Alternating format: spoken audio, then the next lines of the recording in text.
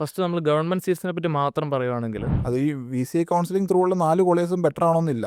അതായത് VCA counselling through നമുക്ക് ഏതെങ്കിലും ഒരു സീറ്റ് കിട്ടണമെന്നുണ്ടെങ്കിൽ ഏകദേശം ഒരു പേരെടുത്ത് പറയുന്നില്ല, അതിൻ്റെ അകത്ത് തീർത്തും മോശം കോളേജുകളുണ്ട്. ഒരു ഇൻഫ്രാസ്ട്രക്ചറും ഇല്ലാത്ത നല്ല കോളേജ് നോക്കിയിട്ട് പൊതുവേ മലയാളി സ്റ്റുഡൻസ് ചൂസ് ചെയ്യുന്നു. ഏറ്റവും കൂടുതൽ മലയാളി നമ്പറുള്ള കോളേജ് ചൂസ് ചെയ്യുക. നമുക്കറിയാം വെറ്റിനറി സീറ്റ്സിൻ്റെ മെജോറിറ്റി സീറ്റ്സും ഫില്ല് ചെയ്യുന്നത് വെറ്റിനറി കൗൺസിൽ ഓഫ് ഇന്ത്യ ആണ്.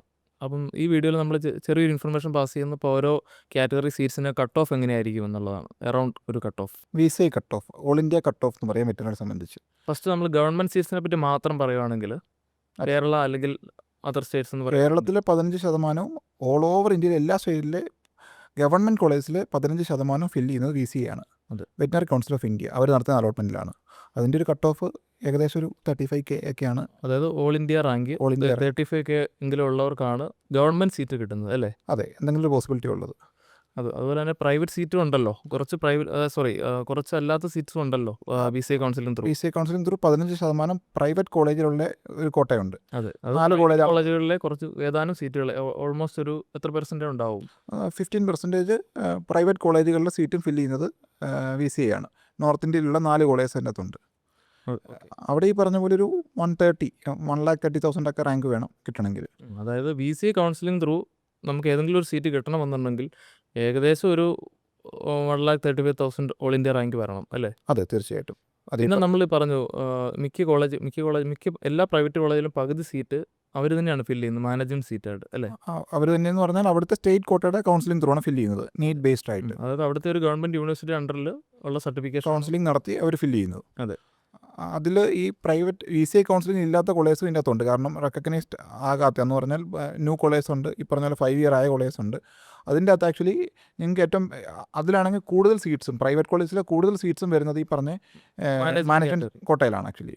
കാരണം 50% സീറ്റ്സ് ഉണ്ട്, 15% അല്ല 50% സീറ്റ്സ് വരുന്നുണ്ട് അതിൽ. അതെ. അപ്പോൾ നമ്മൾ ഈ ഓൾ ഇന്ത്യ ഗവൺമെൻറ് കോട്ട അങ്ങ് മാറ്റി വെച്ചാൽ പ്രൈവറ്റ് കോളേജുകളിൽ അപ്പോൾ 2 ഓപ്ഷൻ ഉണ്ട് സീറ്റ് എടുക്കാൻ. എയ്തർ നമുക്ക് VCA കൗൺസിലിംഗ് ത്രൂ എടുക്കാം, അല്ലെങ്കിൽ ഡയറക്റ്റ് നമുക്ക് മാനേജ്മെൻറ്റ് സീറ്റ് എടുക്കാം.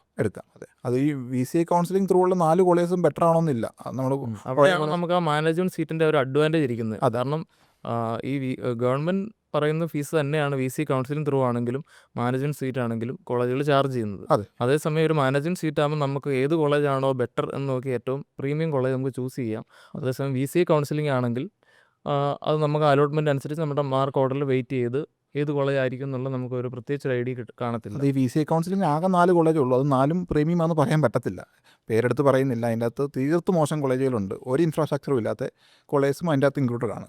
അതേസമയത്ത് മാനേജ്മെൻറ്റ് കോട്ടയിൽ ത്രൂ ഡീംഡിൻ്റെ കാര്യമല്ല പറയുന്നത്, ഗവൺമെൻറ് യൂണിവേഴ്സിറ്റീസിന് അണ്ടറിലുള്ള മാനേജ്മെൻറ്റ് കോട്ടയിലുള്ള കോളേജുകളിൽ നല്ല ഇൻഫ്രാസ്ട്രക്ചറുള്ള കോളേജ് നിങ്ങൾക്ക് ജസ്റ്റ് നീറ്റ് ക്വാളിഫൈഡ് ആണെങ്കിൽ ഈ പറഞ്ഞ ഒരു എത്രയാണ് അവിടുത്തെ ഫീസ് ഗവൺമെൻറ് ഫിക്സ് ചെയ്തേക്കുന്ന ഫീസ് എന്ന് പറഞ്ഞാൽ 35 lakhs ആണ്, 36 lakhs ആണ് വരുന്നത്. ആ ഫീസ് ഉണ്ടെങ്കിൽ നിങ്ങൾക്ക് എടുക്കാനുള്ള ഓപ്പർച്യൂണിറ്റി ഉണ്ട്. അല്ല, ആ പറഞ്ഞൊരു പോയിന്റ് ഇമ്പോർട്ടൻ്റ് ആണ്. കാരണം ഈവൻ പ്രൈവറ്റ് കോളേജുകളാണെങ്കിൽ പോലും നല്ല റാങ്ക് ഉണ്ടെങ്കിലാണ് VCA റാങ്ക് ഉണ്ടെങ്കിൽ ആണ് നമുക്ക് ലാസ്റ്റ് റൗണ്ടിലെങ്കിലും കിട്ടുന്നത് അല്ലേ? അതെ, ഇതാണെങ്കിൽ ആക്ച്വലി നിങ്ങൾക്ക് ഫസ്റ്റ് റൗണ്ട് ഓഫ് കൗൺസിലിംഗ് അവിടുത്തെ മാനേജ്മെൻറ്റ് കോട്ടയിൽ ഫസ്റ്റ് റൗണ്ട് ഓഫ് കൗൺസിലിംഗ് നിങ്ങൾക്ക് സീറ്റ്സ് എടുക്കാനും പറ്റും.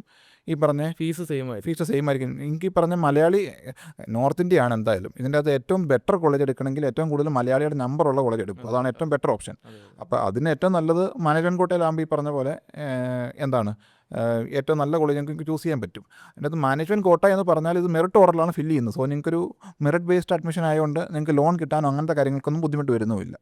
അതെ, അത് ചുരുക്കം പറഞ്ഞാൽ നീറ്റ് ക്വാളിഫൈഡ് ആയിട്ടുള്ള ആർക്കും വെറ്ററിനറി അഡ്മിഷൻ പോസിബിൾ ആണ്. നമ്മളത് പ്രോപ്പർ വേയിലൂടെ പോവുക, നല്ല കോളേജുകൾ ചൂസ് ചെയ്യുക. അതെ, ഇതിൻ്റെ അകത്ത് ഏറ്റവും നല്ല കോളേജ് നോക്കിയിട്ട് പൊതുവേ മലയാളി സ്റ്റുഡൻസ് ചൂസ് ചെയ്യുന്നു. ഏറ്റവും കൂടുതൽ മലയാളി നമ്പറുള്ള കോളേജ് ചൂസ് ചെയ്യുക.